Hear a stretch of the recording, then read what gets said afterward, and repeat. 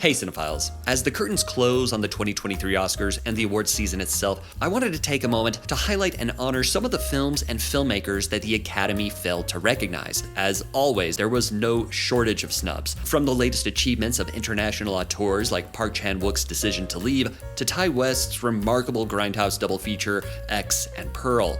Like seriously, how could the Academy as a whole watch a great film like Nope and say, nope? Some of my very favorite films of the year, After Yang, Mad God, and The Northman, received 0 Oscar nominations. And then there's films like Babylon and RRR that received a little bit of love, but deserved so much more. In this video, I aim to right those wrongs. I will be going through each of the Oscar categories, with the exception of the short films, and start by reading off what actually did get nominated, before revealing what I would have nominated. But here's the catch, I have to remove an existing nomination for each new nomination I propose. Oh! Oh! Oh my God! Oh my God, I am so sorry. I'm sure you have others, though. You'd think it, but oddly enough, I don't.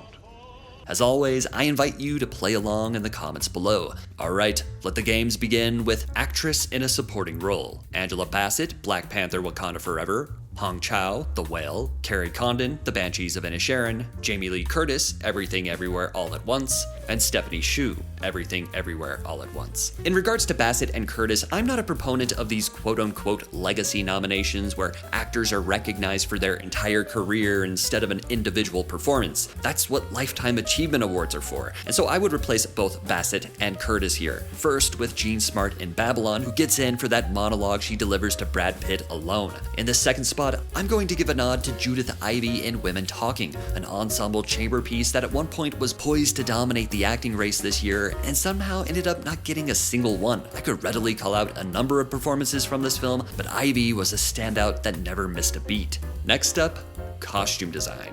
Babylon, Black Panther Wakanda Forever, Elvis, Everything Everywhere All at Once, and Mrs. Harris Goes to Paris. This is the only nomination for Mrs. Harris Goes to Paris, a film I genuinely loved and would have loved to see more love for. Fear not, I shall make it so later in this video. I'm going to take this opportunity to replace Wakanda Forever, for which costume designer Ruth E. Carter already won an Oscar for her work on the first Black Panther. In its place, I shall begin my roaring rampage of revenge for The Northman, in which costume designer Linda Muir, who dressed Robert Eggers' previous films, The Witch and The Lighthouse, unveiled her best work yet. Next up, sound. All Quiet on the Western Front, Avatar: The Way of Water, The Batman, Elvis, and Top Gun: Maverick. I would replace Avatar and Elvis in favor of Babylon, which has an all-timer of a scene about the advent of sound in filmmaking, and it just feels wrong to not include it in this category. And Nope. From sound to original score. All Quiet on the Western Front, Vocal Bertelmann, Babylon, Justin Hurwitz, The Banshees of Inisherin, Carter Burwell, Everything Everywhere All at Once, Son Lux, and The Fabelmans, John Williams. While each of these are commendable nominees, in the interest of sharing some of the other terrific scores from last year, I'm replacing everything here but Babylon. In their place, I submit Jo Young-wook's score for Decision to Leave,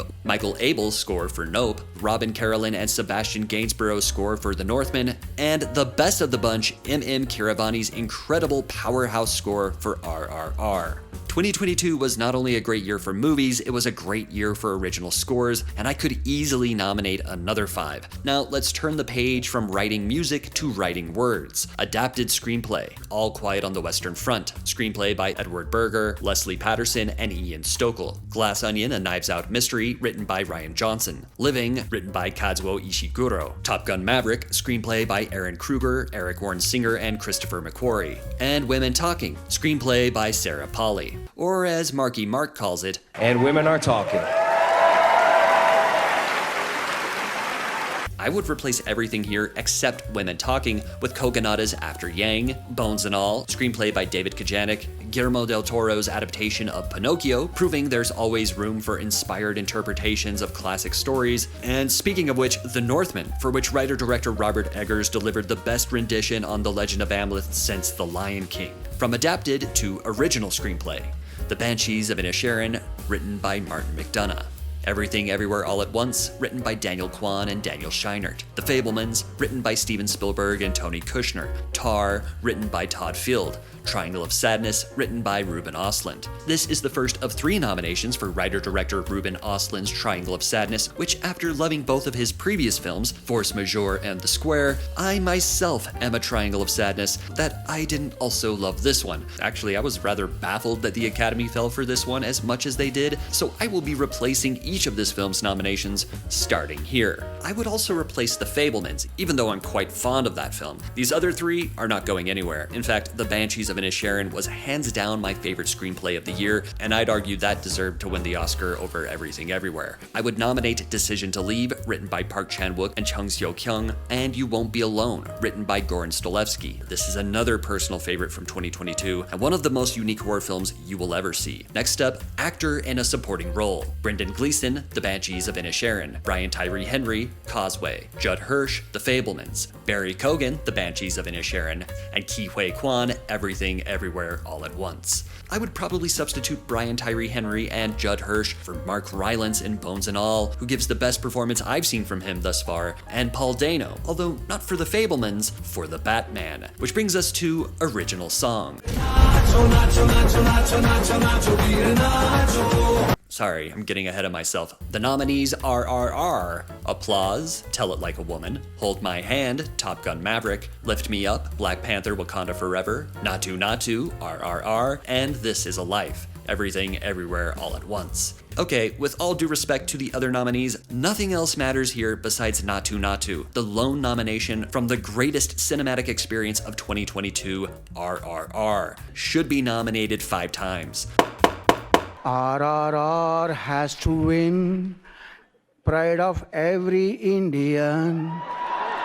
I am muting Applause and turning up Ciao Papa from Pinocchio, although I still think Netflix should have submitted a different song from that film. Like a bag of poop, magnificent and free. Next up, documentary feature, All That Breathes, All the Beauty and the Bloodshed, Fire of Love, A House Made of Splinters, and Navalny. While I usually have an elephant graveyard's worth of bones to pick with the documentary branch, this year's nominees are not only acceptable, but dare I say, respectable. The Sundance Film Festival continues to be the most reliable birthplace of Oscar-contending documentaries, with all of these, save for All the Beauty and the Bloodshed, premiering there last year. Speaking of, I saw some excellent docs at this year's Sundance that I'll no doubt be talking about this time next year. I am satisfied with these nominees, but as an agent of chaos, I would replace A House Made of Splinters with the funniest film I saw in 2022, Jackass Forever, which, yes, is technically a documentary.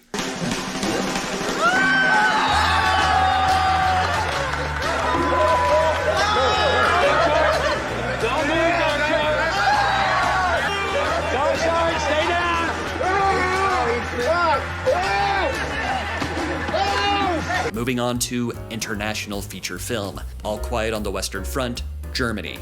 Argentina 1985, Argentina. Close, Belgium. EO, Poland. And The Quiet Girl, Ireland. While RRR seems like an obvious snub, it wasn't even eligible in this category since India selected Last Film Show instead, which was a huge blunder on their part. I would replace Argentina 1985, EO, and The Quiet Girl with Bardo, False Chronicle of a Handful of Truths from Mexico, Decision to Leave from South Korea, along with Denmark's submission Holy Spider, which plays out like an Iranian Silence of the Lambs. Check it out.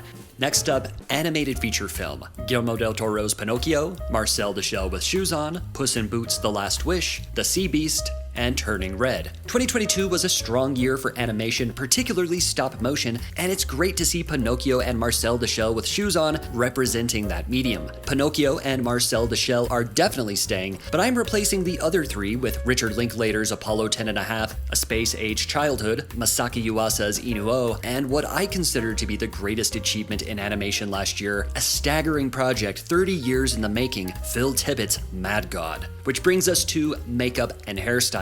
All Quiet on the Western Front, The Batman, Black Panther Wakanda Forever, Elvis, and The Whale. I would like to take a moment to shine a light on my favorite genre, horror, which the Academy almost always fails to rightfully recognize. I would replace All Quiet on the Western Front, Wakanda Forever, and Elvis in favor of Crimes of the Future, Terrifier 2, and X.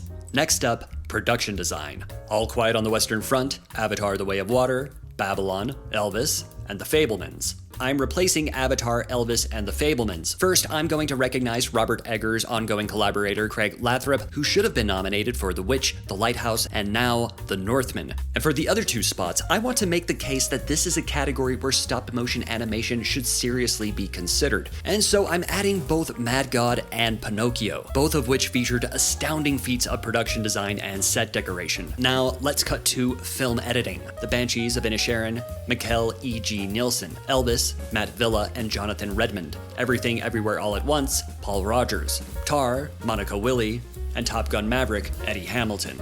As far as Best Picture nominees go, it's surprising to not see All Quiet on the Western Front and The Fabelmans in the mix here. Heck, there's even a great sequence of film editing in The Fabelmans. You'd think the editor's branch might have been won over by that. Meanwhile, I'm shaking my head over the inclusion of Elvis, which I think could be re-edited into a much better film. Frankly, I lost all respect for the editor's branch after they nominated Don't Look Up last year, and they are not gaining it back this year. But at least they had the sense to recognize the Herculean task that was Paul Rogers' editing on Everything Everywhere All at Once. As I was watching that film, I was thinking, this better be nominated for editing. Well, it was, and it rightfully won. I'm excising Banshees and Elvis in favor of Decision to Leave and RRR. Next up, cinematography. All Quiet on the Western Front, James Friend.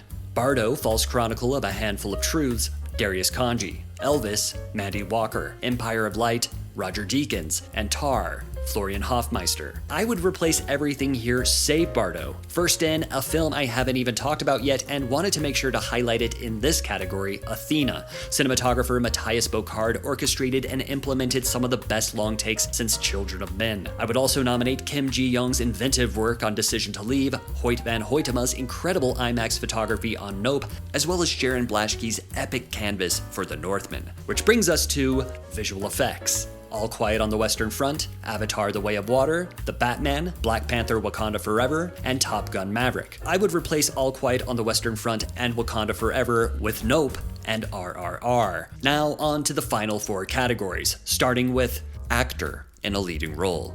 Austin Butler, Elvis, Colin Farrell, The Banshees of Inisherin, Brendan Fraser, The Whale, Paul Mescal, Aftersun, and Bill Nighy, Living. This is the only nomination for Aftersun, a film the Academy clearly doesn't like as much as critics and cinephiles, as I've seen that film top more 2022 lists than anything else. As far as I'm concerned, 2022 was the year of Colin Farrell. Between The Banshees of Inisherin, After Yang, The Batman, and 13 Lives, he padded his resume with incredible looks and range in a mere matter of months. If there was an Oscar for Performer of the Year, I would give it to him, hands down. As for the Actor in a Leading Role category, these are all great performances. Even though I was pretty mixed on Elvis, The Whale, and Living, I'm hesitant to replace any of them. But since that's the purpose of this exercise, I would replace Bill Nighy. In exchange for the Best Movie Star Performance of the Year. No, not Jared Leto in Morbius. No, not Tom Cruise in Top Gun Maverick. I'm talking about my man crush, Ram Charan in RRR. Not only does he have one of the best character introductions in cinema history, his no-holds-barred performance dual wields pathos and physicality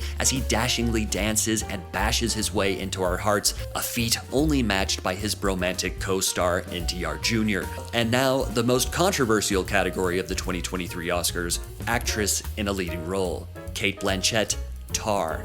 Ana de Armas, Blonde. Andrea Riseborough, To Leslie. Michelle Williams, The Fabelmans. And Michelle Yeoh, Everything Everywhere All at Once. On Oscar nomination morning, the single biggest shock was Andrea Riseborough nominated over the likes of Danielle Deadwyler and Viola Davis. Just listen to the reactions in the room. Andrea Riseborough in To Leslie.